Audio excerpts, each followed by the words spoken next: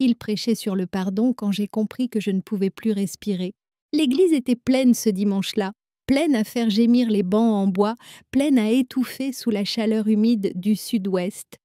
Les ventilateurs fixés au mur tournaient lentement, brassant l'air sans le rafraîchir. Les gens se penchaient en avant, avides de rédemption, de vérité, ou peut-être juste d'un sens.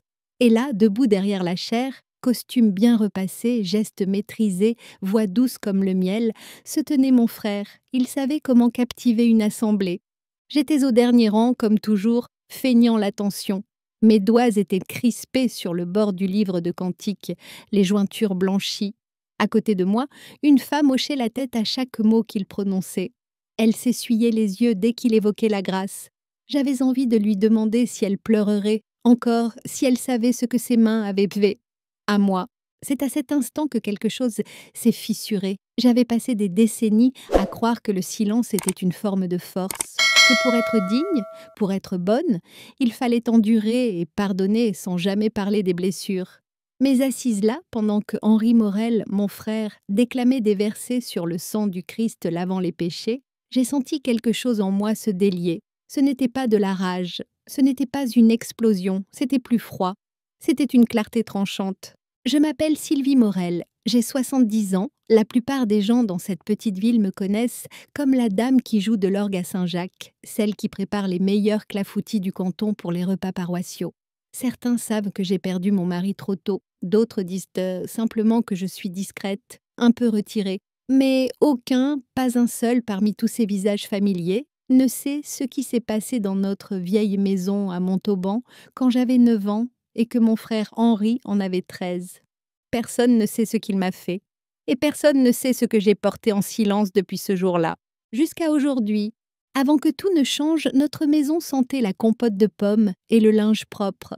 Ma mère croyait au petit réconfort, des tartines grillées le matin, les vêtements du dimanche repassés la veille, la radio posée sur le buffet qui jouait du Charles Trenet pendant qu'elle fredonnait et pliait les draps. Elle se déplaçait dans la maison avec une sérénité douce, rythmée, qui rendait les jours gris plus tendres. Je la suivais souvent pieds nus sur le carrelage froid de la cuisine, fascinée par le nœud impeccable de son tablier. Henri disait toujours qu'elle était de notre encre. À l'époque, il le disait avec tendresse. Il était toujours plus vif que moi, toujours le premier à faire rire les adultes, à se faire remarquer pour ses bonnes manières et son assurance. Il avait ce genre de sourire qui inspirait la confiance sans effort. Moi aussi, je lui faisais confiance. Il était mon grand frère, je l'aimais sans condition, comme une évidence. Nous habitions une maison modeste, en bordure du Tarn, abritée sous 2 grands noyers. Papa travaillait à la SNCF, souvent absent, mais toujours fiable. Quand il était là, c'était un homme discret, solide, les mains marquées de cambouis. Il n'était pas bavard, mais on voyait son amour dans la manière dont il aidait maman à étendre le linge ou portait son cabas à l'église sans jamais se faire prier. Tout s'est effondré un mardi. Je m'en souviens clairement. Nous venions de rentrer de l'école. Maman se plaignait d'une migraine depuis le matin. Elle est allée s'allonger pour une sieste et ne s'est jamais réveillée. Pas de signe, pas d'adieu. Un instant, elle nous gronda gentiment parce qu'Henri avait oublié d'enlever ses chaussures et l'instant d'après, notre maison était remplie de gens en noir, de plats en pyrex et d'un silence aussi lourd que la mort. Papa s'est brisé ce jour-là. Il n'a pas pleuré, il n'a pas crié. Il a juste arrêté de nous regarder. Il est retourné travailler 3 jours plus tard, prenant les horaires de nuit. Je crois qu'il pensait que le travail l'aiderait à tenir debout. Ou peut-être qu'il ne savait tout simplement pas comment s'occuper de 2 enfants perdus sans leur mère. C'est à ce moment-là que la lumière a changé dans la maison. Les repas ont cessé d'arriver à l'heure. Henri, à 13 ans, est devenu celui qui répondait au téléphone, qui vérifiait mes devoirs, qui décidait de l'heure du coucher. Et moi, je l'écoutais, parce qu'il était le seul à parler. Au début, je pensais que nous faisions juste ce que nous pouvions pour survivre. Je croyais qu'Henri souffrait aussi. Je voulais y croire. Je me souviens m'être assise un jour sur le lit vide de maman, sa brosse à cheveux dans les mains, à espérer qu'elle réapparaisse, si je restais assez longtemps. Mais elle n'est jamais revenue. Et Henri, lui, a changé. Son regard s'est durci. Ce n'était plus mon frère, c'était quelqu'un d'autre. Et même à cet âge-là, sans comprendre, je sentais que quelque chose glissait dans l'ombre. Tout a commencé si doucement que je n'ai pas su tout de suite. Henri traînait d'un peu trop près dans le couloir. Il posait sa main sur mon épaule pour me donner des consignes, mais sa main restait un peu trop longtemps. Je me disais que c'était normal, qu'il était maladroit sans maman. Il avait endossé un rôle d'adulte. Il me disait quoi faire, quoi manger, quand me coucher. Et moi, je le suivais, les yeux fermés, parce que je croyais qu'il faisait ce qu'il fallait. La première fois que j'ai eu peur, nous étions dans le salon après le dîner. La télé passait une émission de variété et il me racontait une histoire à propos d'un camarade qui s'était fait attraper à voler des stylos. Il riait, à voix basse, en me regardant comme si j'étais sa confidente, puis sa main a glissé sur ma cuisse. Calmement, comme si c'était rien, je n'ai pas bougé. Mon cœur battait si fort que j'en avais mal à la tête. Quand il s'est levé pour aller chercher un yaourt, j'étais encore figée. Je me suis dit que c'était un accident. Mais les accidents ont continué. Des contacts brefs mais glaçants dans le couloir, en cuisine. Le soir, j'ai commencé à bloquer la porte de ma chambre avec une vieille chaise. Henri l'a vu. Il m'a dit que j'étais ridicule. Une petite fille. Un soir, le loquet a cédé. Je n'ai jamais osé le dire à papa. Henri savait parler. Il savait comment utiliser les mots pour faire croire à autre chose. Il disait que c'était notre secret, que maman aurait voulu qu'on soit proches, qu'on se protège. Il me disait que si je parlais, il serait envoyé en prison et ce serait ma faute. Il me disait qu'il avait besoin de moi. Et moi, je n'avais que 9 ans. Je croyais que c'était à moi de le sauver. Notre père ne voyait rien. Il rentrait tard, repartait tôt. Il ne posait pas de questions.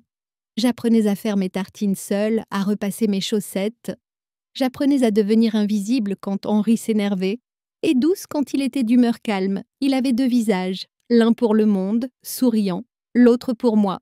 À 10 ans, je savais déjà que dormir sans peur était un luxe. La maison ne sentait plus la compote. Elle sentait l'abandon. Je ne demandais plus à dormir chez mes amis. Je parlais de moins en moins à l'école. Je portais des manches longues, même en juin, et personne n'a rien vu. Ou alors, ils n'ont pas voulu voir. Les jours se fondaient les uns dans les autres, une routine de peur, de silence et de faux-semblants. Henri menait sa double vie à la perfection. Au collège, il gagnait des prix, participait au catéchisme, impressionnait les profs par ses dissertations. À la paroisse, il lisait les textes du dimanche et était à l'aumônerie. Tout le monde l'adorait.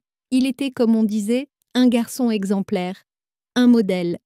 Mais dans la maison, c'était autre chose. Il entrait dans ma chambre sans frapper.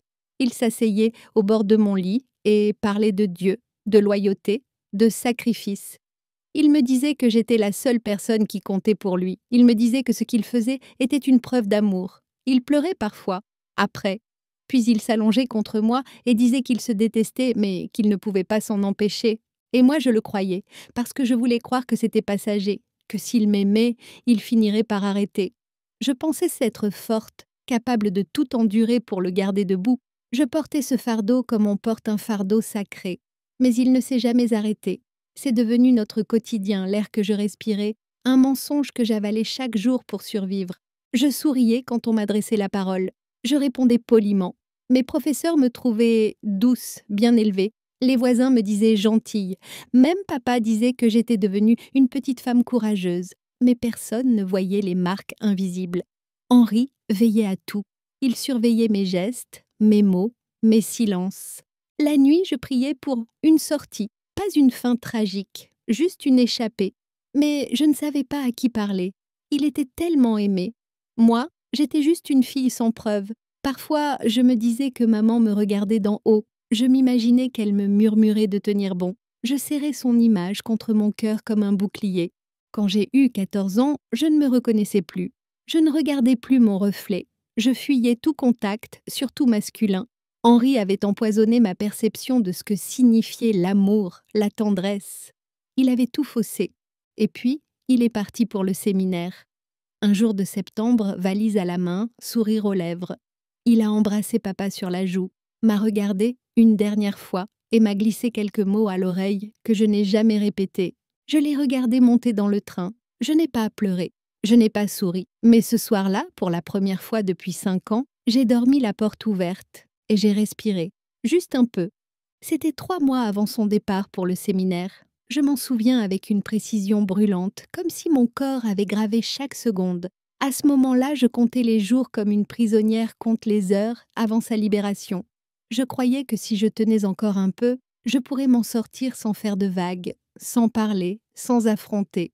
Mais cette nuit-là, quelque chose a craqué en moi. Papa était de garde, comme souvent.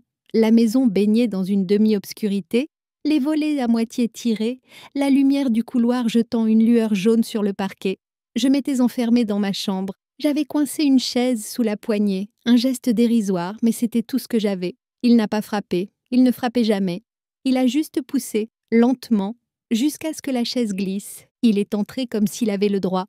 Droit vers moi, même démarche, même regard vide, tranquille.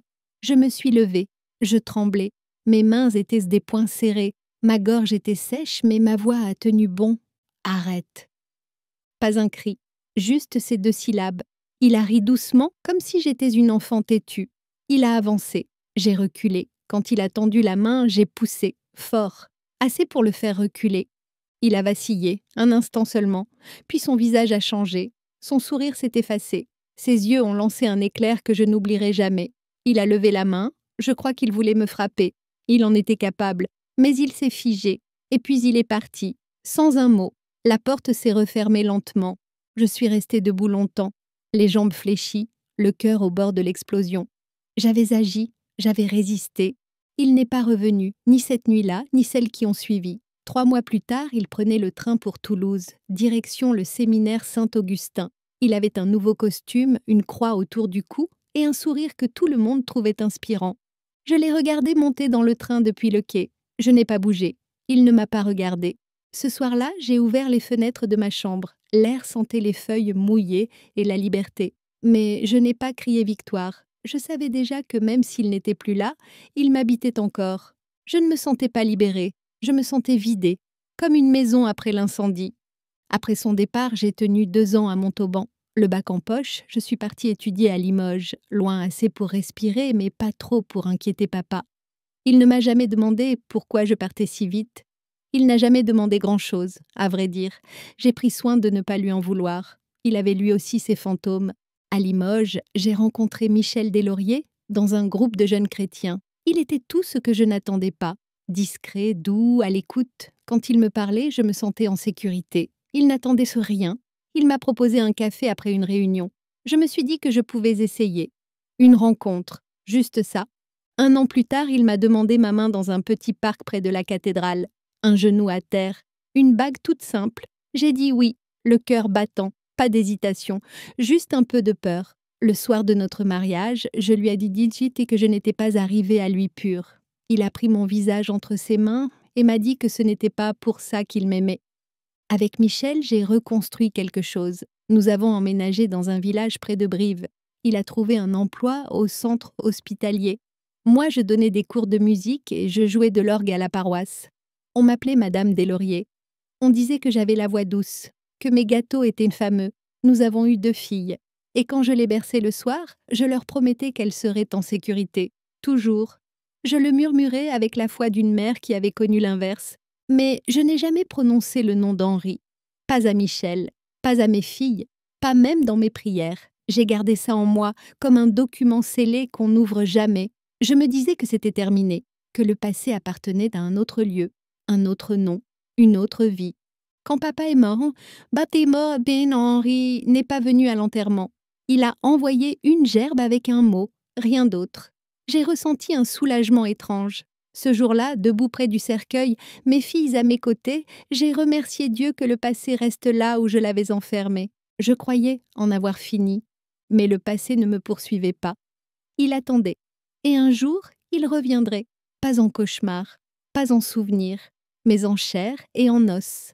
Derrière un micro, sous les vitraux, tout a recommencé par un coup de téléphone. C'était ma cousine, Brigitte. Je préparais un gratin pour le repas dominical de la paroisse quand elle a appelé tout émue. « Sylvie, tu vas tomber des nues. Henri revient à Montauban. Il reprend la paroisse Saint-Michel. » Mes mains se sont figées. La spatule est tombée dans le plat. J'ai soufflé un simple « ah » sans ajouter un mot. Brigitte, elle, débordait de joie. Il avait tant changé, disait-elle. Marié, 2 fils, une vocation éclatante. Il allait faire revivre la communauté. Dieu avait opéré un miracle. Je suis restée assise un long moment après avoir raccroché. Le four continuait de chauffer. Mais j'étais ailleurs, Henri, de retour, là où tout avait commencé, à 2 rues de notre ancienne maison, de mon enfance. La semaine suivante, son nom était dans le bulletin paroissial, curé Henri Morel, en lettres épaisses. J'ai relu l'annonce plusieurs fois, comme si je cherchais une faille dans la réalité. Mes filles m'ont appelée. Elles avaient vu la nouvelle sur les réseaux. « Maman, c'est vrai que tonton Henri revient dans la région ?» J'ai répondu « Oui, rien de plus. » Il est monté en chair le dimanche suivant. Église pleine à craquer. Je n'y suis pas allée, pas ce jour-là. Mais j'ai regardé la vidéo du sermon sur Internet. Il parlait de rédemption, de changement, de lumière. Il avait le ton assuré. Il avait toujours su parler. La 2e semaine, j'y suis allée. J'ai mis une robe simple. Me suis assise tout au fond. Je ne voulais pas qu'il me voie. Quand il est apparu, vêtu de blanc, Bible à la main, j'ai senti ma gorge se serrer. Il avait vieilli mais pas changé. Sa posture, son regard, sa façon de sourire, tout était intact. Il a parlé de grâce, de nouveaux départs. Les gens autour de moi pleuraient. Moi, je tremblais. Ce soir-là, je n'ai pas dormi. Michel s'est endormi sans se douter de rien. Je fixais le plafond, les yeux ouverts, en sachant que cette fois, le silence ne me sauverait pas. J'y retournais chaque dimanche, sans vraiment savoir pourquoi. Peut-être que je voulais le voir trébucher. Peut-être que j'espérais capter un regard, une hésitation, ou peut-être que je voulais me convaincre que tout cela n'avait été qu'un cauchemar d'enfant. Mais chaque semaine, Henri tenait sa place au centre de l'autel, solide, souriant, irréprochable. Il était adoré. Les paroissiens buvaient de ses paroles. On le félicitait pour sa vision, pour son implication dans les œuvres caritatives. Il avait lancé un projet de rénovation pour la salle des jeunes. Des familles entières revenaient à l'église pour l'écouter. Il parlait avec passion. Il avait la voix de celui qui croit en ce qu'il dit. Mais moi, je voyais autre chose. Je voyais la tension dans sa mâchoire quand on parlait du passé. Je voyais ses mains, toujours parfaitement posées, trembler légèrement quand un enfant s'approchait trop. Je voyais ce que les autres refusaient de voir. Parce que je le connaissais mieux que personne, parce que je portais sa vérité en silence depuis plus d'un demi-siècle. Les gens autour de moi pleuraient. Ils levaient les mains vers le ciel quand il évoquait le pardon. Moi, je restais figée, les mains jointes, les dents serrées. Chaque mot me ramenait à la petite fille de 9 ans enfermée dans cette maison. Les nuits redevinrent longues, les rêves sombres. Je me réveillais le cœur battant, les draps trempés. Michel me demandait si tout allait bien. Je répondais oui. Par réflexe, je ne trouvais plus de repos dans la musique. Même à l'orgue, mes mains hésitaient. Je continuais à jouer parce que c'était le seul endroit où je sentais encore que quelque chose m'appartenait. Les notes étaient à moi. Elles ne m'antaient pas. Mais je m'éloignais. Je ne participais plus aux réunions des femmes de la paroisse. Je n'apportais plus de dessert au repas communautaire. Et ceux qui me connaissaient depuis longtemps commençaient à le remarquer. Certains pensaient que c'était l'âge, d'autres disaient que j'étais fatiguée. Mais personne ne posait la bonne question. Henri, lui, ne me regardait jamais. Pas une seule fois. Comme si j'étais invisible, comme si je n'avais jamais existé, comme si la petite sœur qu'il avait détruite n'était qu'un détail effacé de sa mémoire. Mais je n'étais pas invisible, j'étais là, je l'observais, et je savais qu'il n'avait jamais changé, il avait juste appris à mieux se cacher. C'est un miracle, voilà ce que m'a dit Jeanne, la femme de mon cousin, en parlant d'Henri. Elle avait les yeux pleins d'admiration, comme si elle évoquait un saint. Elle me racontait qu'il avait traversé des épreuves, qu'il était une preuve vivante de la rédemption divine. Son ton était sincère, inébranlable, elle croyait chaque mot. Et elle n'était pas la seule, toute la famille s'était ralliée derrière lui, mes cousines, mes neveux, même des membres plus éloignés faisaient le déplacement le dimanche pour écouter ses sermons. On postait ses homélies sur les réseaux sociaux. On partageait ses citations comme s'il avait écrit les évangiles lui-même. Mes filles, bien que plus prudentes, m'avaient aussi interrogée. « Tu crois qu'il a vraiment changé ?» m'avait demandé Élodie, la cadette. Je lui avais simplement répondu « Son histoire a des trous. » Elle avait froncé les sourcils, mais n'avait pas insisté. Par moments, je me demandais si j'avais rêvé, si mon esprit m'avait joué un tour. Le traumatisme trouble parfois la mémoire. Et pourtant, chaque fois que je croisais son regard, mon corps se souvenait. Ma gorge se serrait, mes paumes devenaient moites. Mon ventre se nouait. Ce n'était pas un cauchemar, c'était la vérité. Il m'a envoyé une invitation à dîner par l'intermédiaire d'un diacre, une lettre polie, formelle. Je l'ai déchiré, je l'ai jeté dans les toilettes et tiré la chasse. Je ne voulais pas d'excuses, pas de repas, pas de geste de réconciliation. Mais son retour remuait quelque chose. Une colère, une honte, une urgence que je ne savais pas nommer. Le silence m'avait permis de survivre, mais ce même silence lui avait permis de réécrire l'histoire à son avantage. Je ne participais plus aux repas de famille. J'évitais les fêtes, les anniversaires, tout ce qui aurait pu m'obliger à croiser son regard dans un salon trop petit. Je ne supportais plus les rires, les compliments qu'on lui faisait. Un soir, ma fille a pleuré au téléphone. Elle m'a dit qu'elle avait regardé une de ses prédications et qu'elle avait été émue, mais aussi profondément mal à l'aise.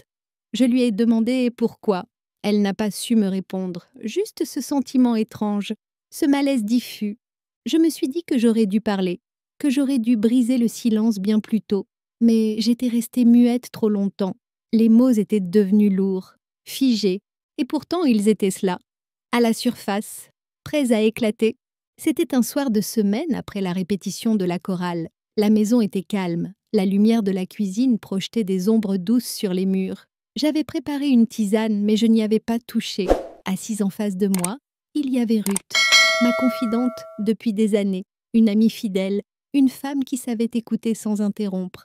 Elle m'a demandé si j'allais bien, et pour la première fois depuis longtemps, j'ai dit non. Ma voix était basse, hésitante, mais les mots sont sortis, comme un fleuve qu'on ne peut plus contenir.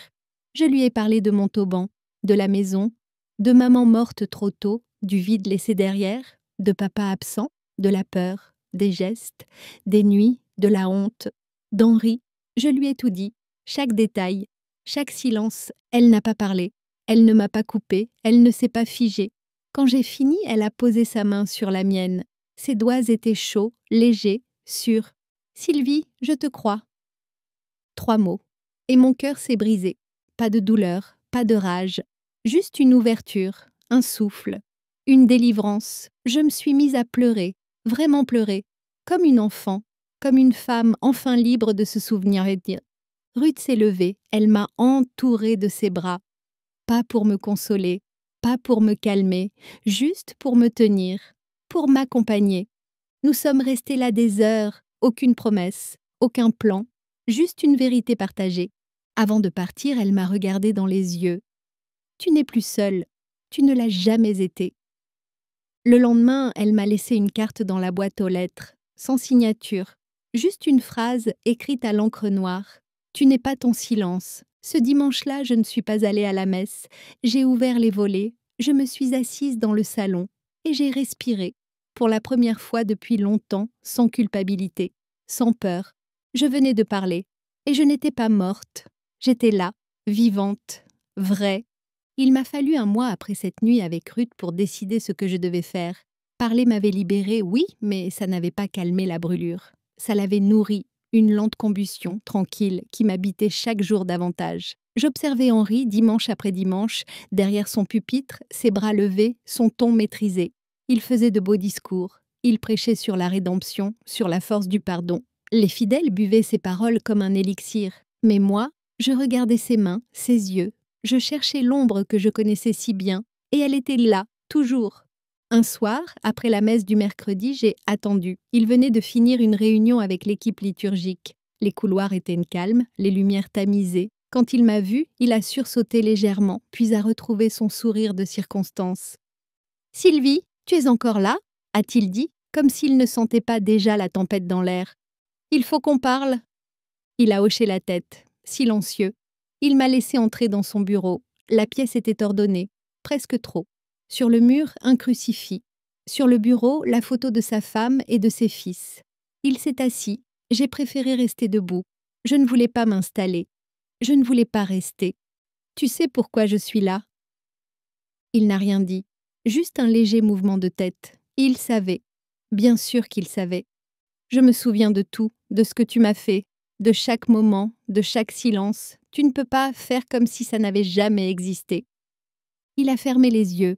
Il avait ce masque d'homme fatigué, un masque qu'il avait sans doute appris à porter avec les années. J'étais jeune, je ne comprenais pas. Je l'ai coupé. Tu comprenais très bien, c'est pour ça que tu me faisais taire, c'est pour ça que tu m'as enfermée dans ta peur. Il a soupiré. J'ai prié pour être pardonnée. Je l'ai regardé droit dans les yeux. Mais tu ne m'as jamais demandé pardon, pas une seule fois. Il n'a rien répondu. Pas un mot, pas une larme, rien. Je ne suis pas là pour t'entendre t'excuser. Je ne suis pas là pour t'absoudre. Je veux que tu saches que je n'ai plus peur et que je ne me tairai plus. Puis je suis sortie, sans claquer la porte, sans me retourner. Je suis rentrée à pied. La nuit était douce, les étoiles nombreuses. Et pour la première fois depuis très longtemps, j'ai senti mon dos droit, mon souffle libre. Je n'ai plus joué de l'orgue à la paroisse après cela. J'ai remis ma démission discrètement. J'ai parlé d'un début d'arthrose, d'une fatigue que l'âge impose. On m'a remercié, on m'a offert un bouquet. Personne n'a posé de questions. Et c'était bien ainsi. Mais le dimanche, je ne retournais plus à l'église. Je restais chez moi. Je buvais mon café en écoutant les cloches sonner. Je regardais par la fenêtre et je respirais, lentement, sereinement. Je savais que ce n'était pas fini. Henri continuait ses sermons. Il souriait toujours autant. Il bénissait les enfants, visitait les malades, prononçait les mariages. Mais quelque chose avait changé. En moi et autour. J'ai commencé par parler à mes filles, une par une, au téléphone, longuement. J'ai tout raconté. Elles ont pleuré, elles ont hurlé, elles ont voulu me défendre, dénoncer et agir, mais je leur ai dit que ce n'était pas le but, que je ne cherchais pas la vengeance, juste la vérité. Puis j'ai parlé à d'autres femmes, des femmes discrètes comme moi, des femmes qui portaient en elles une douleur ancienne, et quelque chose a émergé, une solidarité silencieuse, une force douce mais implacable. Nous ne nous réunissions pas, il n'y avait pas de groupe, pas de manifeste, juste des paroles, confiées, reçues, protégées. Henri, lui, n'a jamais reparlé de cette nuit-là. Il m'évitait dans les rues, il saluait mes filles de loin, sans trop insister, mais je le voyais, ses sermons perdaient un peu de leur éclat, sa voix parfois tremblait. Il savait, il sentait, et moi, j'écrivais. Je remplissais des cahiers entiers, d'abord avec hésitation, puis avec urgence. Les souvenirs affluaient, les détails, les douleurs, mais aussi les joies que j'avais vécues, malgré tout, mon mariage, mes filles, ma musique. J'écrivais pour moi, pour cette petite fille de 9 ans que j'avais été, pour cette femme de 70 ans que j'étais devenue. Petit à petit, quelque chose s'est fissuré dans la paroisse. Une famille a changé d'église. Une autre a cessé de venir. Des femmes baissaient les yeux pendant les sermons.